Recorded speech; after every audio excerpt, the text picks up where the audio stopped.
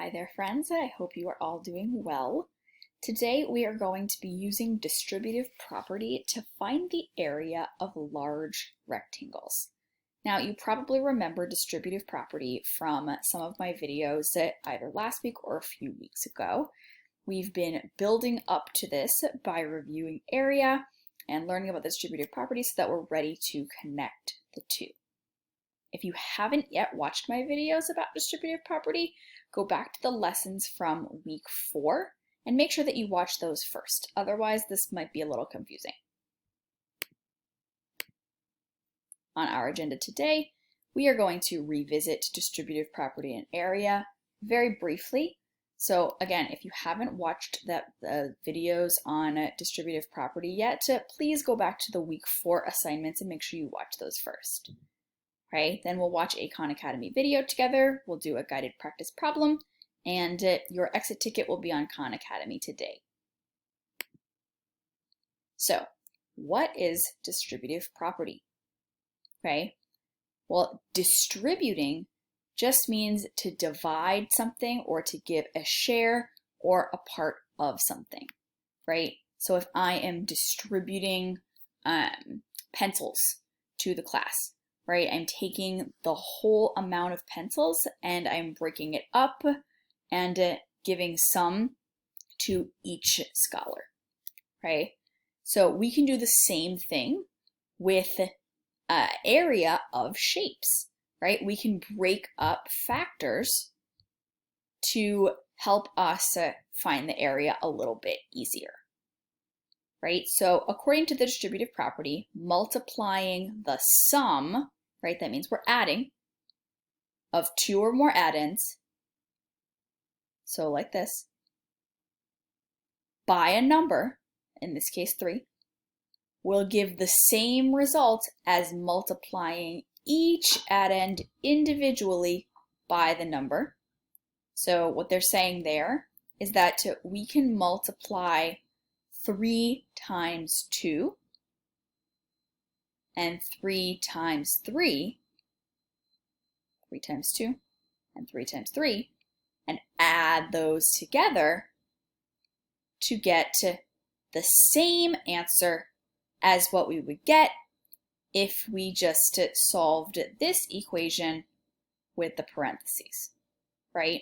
So whether I have 2 plus 3 in the parentheses, and then I multiply that by 3, or I multiply each of these addends individually by the 3, I'm still going to get 15, right? After you put these two together, 6 plus 9, you'd still get 15, okay? I also wanted to note it's important that, you know, when we look at an equation like this, this came from the original equation 3 times 5, because the length of this rectangle is 1, 2, 3, and the width of this rectangle is 1, 2, 3, 4, 5. The person who broke this down got the 2 plus 3 from breaking up that 5, right? So this 2 represents these 2 blue blocks, right? And this 3 represents these 3 green blocks, okay? That's how it was broken down. So again, distributive property is just breaking up our equation to make it easier for us to find the area. This is going to be especially helpful when we're looking at bigger rectangles, right? That have a length and width of like 8 and 15, something that we couldn't necessarily multiply in our brains, okay? We'll keep practicing. Now for area, the area of this shape in particular, or any shape, is the amount of space that is inside the shape. So in this case, everything that is blue and purple is what we will be finding when we're counting the area. So even though this rectangle, big rectangle, is split up into 2 smaller rectangles, the blue one and the purple one, everything that is in color here is what we are finding when we find the area. That's what we're counting, okay? And this would be especially helpful when you're doing something like building, or you're doing painting, or some type of art, baking, buying furniture, or even gardening, right? We'll need to know how much space is inside of a shape, okay?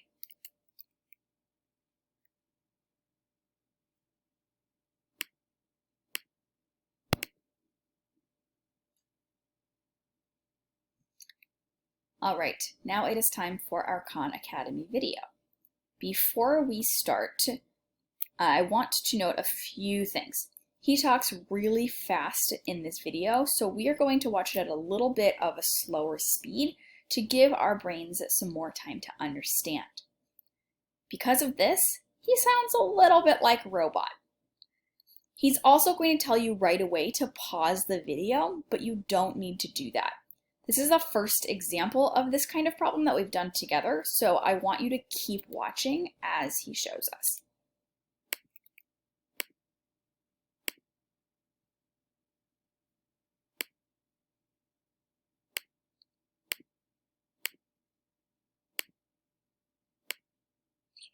I have this rectangle here, and I want to figure out its area. I want to figure out how much space it is taking up on my screen right over here.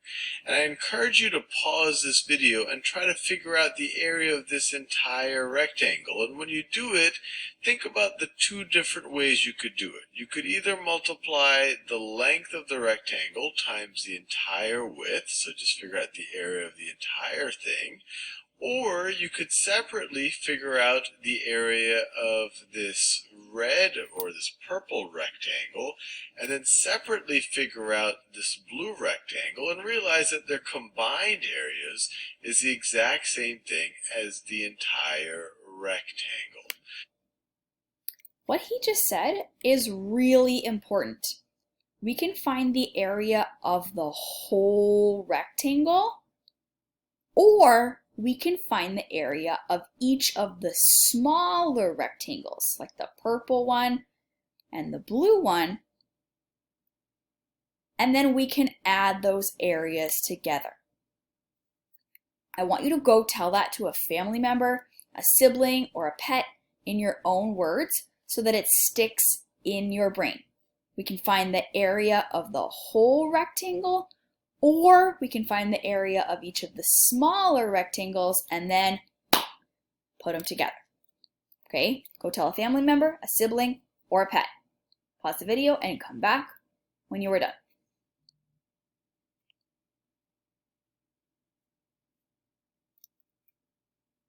Welcome back. So he's going to tell us again in the video to pause it, but we're going to keep watching. So I encourage you to pause the video and try both of those strategies out. So let's just try them out ourselves. First, let's look at the overall dimensions of the larger rectangle. The length is 9, and we're going to multiply that times the width. But what's the width here? Well, the width is going to be 8 plus 12. That's this entire distance right over here is 8 plus 12. So it's 9 times 8 plus 12. 8 plus 12. This is one way that we could figure out the area of this entire thing. This is just the length times the width. 8 plus 12 is obviously going to be equal to 20. But the other way that we could do it, and this must be equivalent because we're figuring out the area of the same thing, is to separate out the area of these two sub-rectangles. So when he says a sub-rectangle, he just means one of the smaller rectangles, like the purple one or the blue one. The prefix sub usually means under, like in the word submarine, but in this case, it means something that is smaller. Do that, and this must be equal to this thing. So what's the area of this purple rectangle? Well, it's going to be the length. It's going to be 9. We do it in that same color. It's going to be 9 times the width, which is 8. It's going to be 9 times 8. And then what's the area of this blue rectangle? Well, that's going to be 9 times, so the height here is 9 still. The height is 9, and what's the width? Well, the width is 12. The width is 12. And what's the area of the combined? If you wanted to combine the area of the purple rectangle and the blue one, well, you just add these two things together. You would just add these two things together. And of course, when you add these two things together, you get the area of the entire thing. So these things must be equivalent. They are calculating the same area. Now what's neat about this is we just kind of showed ourselves the distributive property when we're dealing with these numbers. You could try these out for any numbers. They'll work for any numbers because the distributive property works for any numbers. You see, when 9 times the sum of 8 plus 12 is equal to 9 times 8 plus 9 times 12. We essentially have distributed the 9. 9 times 8 plus 9 times 12. And let's actually calculate it just to satisfy ourselves about the area. So if you multiply the length times the entire width, so that's 9 times 8 plus 12. That's the same thing as 9 times 20, which is 180.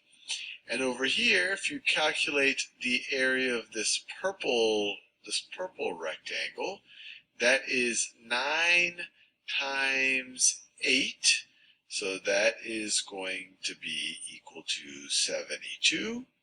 So that is going to be equal to 72. That's the purple rectangle. Area of the blue rectangle, 9 times 12. Well, that's 108. 108. And we're going to take the sum of the two to find the area of the larger rectangle. What is 72 plus 108? Well, 72 plus 108 is also equal to 180. So we verify. This is important. If you found the area of the whole rectangle like he did here, and then you find the area of each of the smaller rectangles that make up the big rectangle, right, these sub-rectangles that we talked about, and then you add them together like he did here, and you don't get the same answer, then you need to go back and double check, because that means that you got a little bit tricked.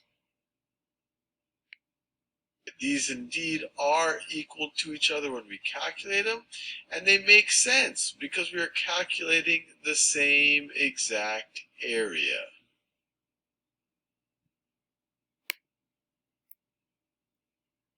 Now it's time for our guided practice problem.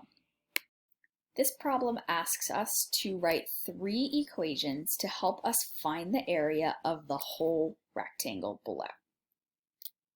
Okay, so there are 3 ways that I could find the area of the whole rectangle below, and in each way I should get the same answer. Okay, that first way would be just to find area the way that we learned way back in the beginning of the year, right? I just need to multiply the length times the width, right? That being the whole length and the whole width. Okay, so pretending that this isn't even broken up. So to do that, I need to count my length and my width since it's not labeled for me. So 1, 2, 3, 4 for my length.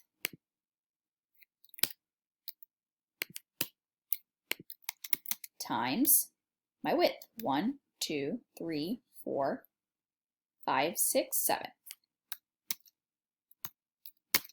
And 4 times 7 I know equals 4, 8, 12, 16, 20, 24.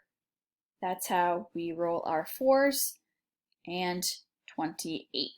And I have 7 fingers up, so that means I counted correctly. 7 fours is 28. All right, now I'm going to break down the larger side, right? So this side is 4, this side is 7, and this side is where I can see that it is broken up into those two shapes, right? This side isn't broken up at all. The length of A, rectangle A, and the length of rectangle B is still 4. So I'm going to keep the 4 for both. And then I'm going to multiply that 4 by, let's break up the 7. 1, 2, 3, 4, 5 from rectangle A.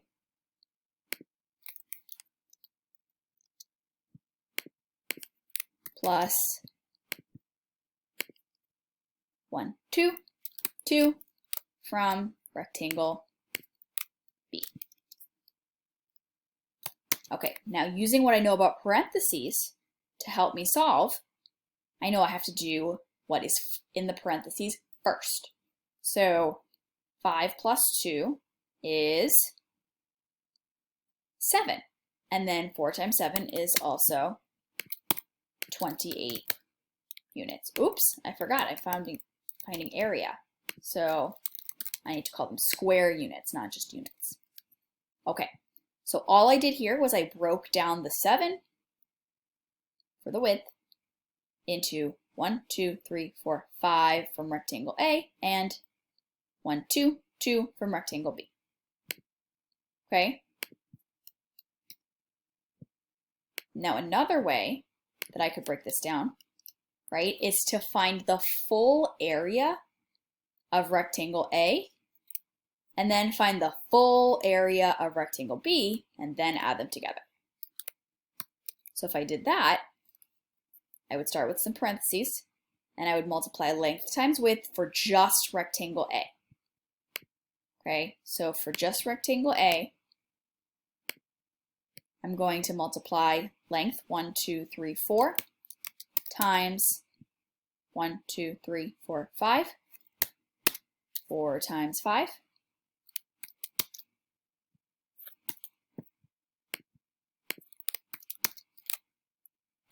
And then I'm going to add it to the full area of rectangle B, which would be, my length again is 1, 2, 3, 4, 4 times my width for rectangle B is 1, 2.